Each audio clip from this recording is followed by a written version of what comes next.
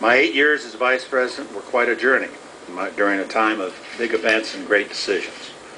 Being the first Vice President who had also served as Secretary of Defense, naturally my duties tended towards national security. I focused on those challenges day to day, mostly free from the usual political distractions. I had the advantage of being a Vice President content with my responsibilities. I had, and going about my work with no higher ambition. Today I'm an even freer man.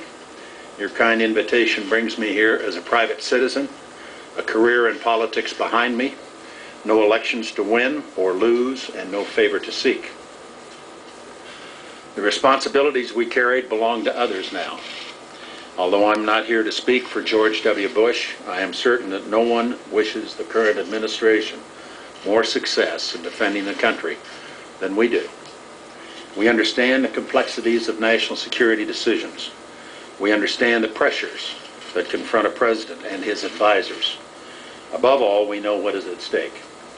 And through administrations, and though administrations and policies have changed, the stakes for America have not changed. Right now, there's considerable debate in this city about the measures our administration took to defend the American people. Today, I want to set forth the strategic thinking behind our policies.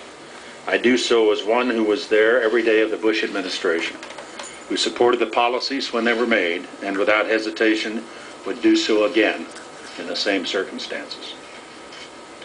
When President Obama makes wise decisions, as I believe he has done in some respects on Afghanistan, and in reversing his plan to release incendiary photos, he deserves our support.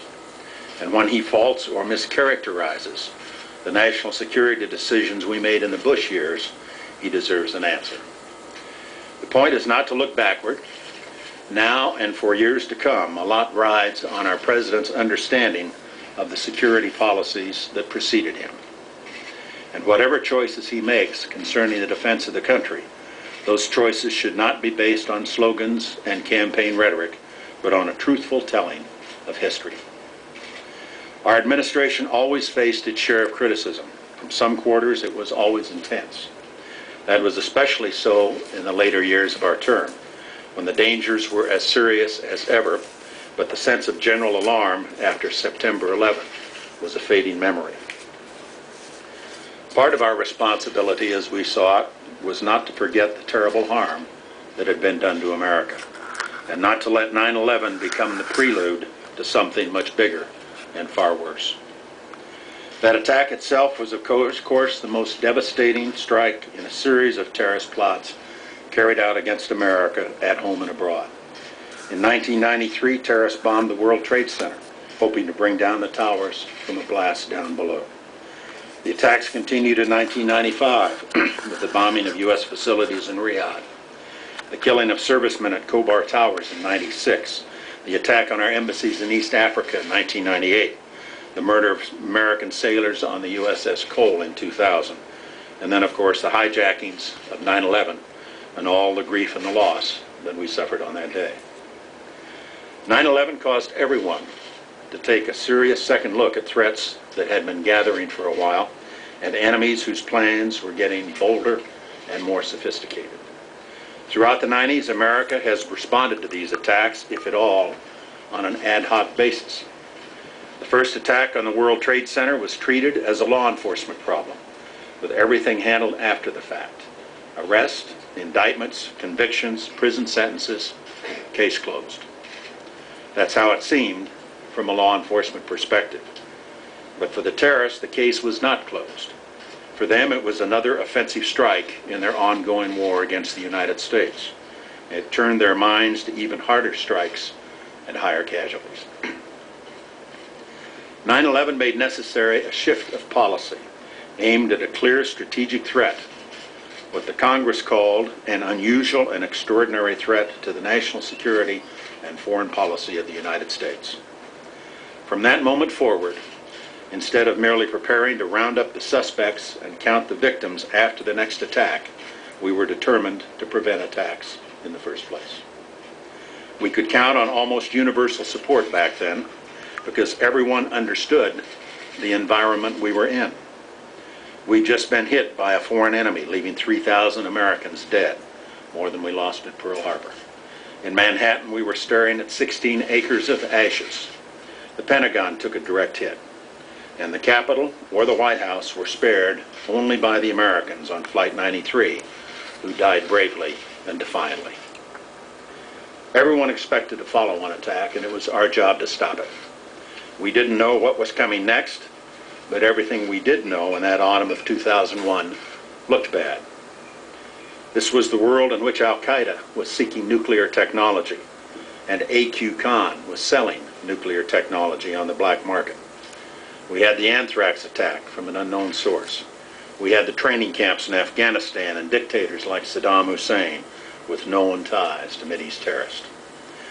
These are just a few of the problems we had on our hands, and foremost on our minds was the prospect of the very worst coming to pass, a 9/11 with weapons of mass destruction. For me, one of the defining experiences was the morning of 9/11 itself. As you might recall, I was in my office in the West Wing in that first hour when radar caught sight of an airliner heading toward the White House at 500 miles per hour. That was Flight 77, the one that ended up hitting the Pentagon. With the plane still inbound, Secret Service agents came into my office and said we had to leave now. A few moments later, I found myself in a fortified White House command post somewhere down below. There in the bunker came the reports and the images that so many Americans remember from that day. Word of the crash in Pennsylvania, the final phone calls from hijacked planes, the final horror for those who jumped to their death to escape being burned alive. In the years since, I've heard occasional speculation that I'm a different man after 9/11. I wouldn't say that, but I'll freely admit that watching a coordinated, devastating attack on our country from an underground bunker at the White House can affect how you view your responsibilities. To make certain our nation never again faced such a day of horror, we developed a comprehensive strategy, beginning with a far greater homeland security effort to make the United States a tougher target.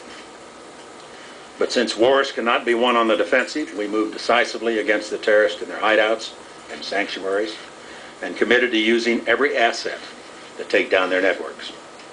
We decided as well to confront the regimes that sponsored terrorists and to go after those who provide sanctuary, funding, and weapons to the enemies of the United States. We turned special attention to regimes that had the capacity to build weapons of mass destruction and might transfer such weapons to the terrorist. We did all of these things, and with bipartisan support, put all of these policies in place. It has resulted in serious blows against enemy operations, the takedown of the A.Q. Khan network, and the dismantling of Libya's nuclear program. It required the commitment of many thousands of troops in 2 theaters of war, with high points and some low points in both Iraq and Afghanistan, and at every turn, the people of our military carried the heaviest burden.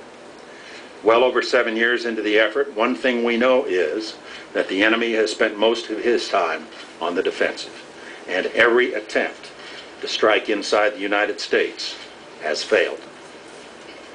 So we're left to draw one of 2 conclusions, and here's the great dividing line in our current debate over national security. You can look at the facts and conclude that the comprehensive strategy has worked, and therefore needs to be continued as vigilantly as ever. Or you can look at the same set of facts and conclude that 9/11 was a one-off event, coordinated, devastating, but also unique and not sufficient to justify a sustained wartime effort. Whichever conclusion you arrive at, it will shape your entire view of the last 7 years and of the policies necessary to protect America in the years to come. The key to any strategy is intelligence and skilled professionals able to get that information in time to use it. In seeking to guard this nation against the threat of catastrophic violence, our administration gave intelligence officers the tools and the lawful authority they needed to gain vital information. We did not invent that authority. It's drawn from Article 2 of the Constitution, and it was given specificity by Congress after 9/11 in a joint resolution authorizing all necessary and appropriate force to protect the American people.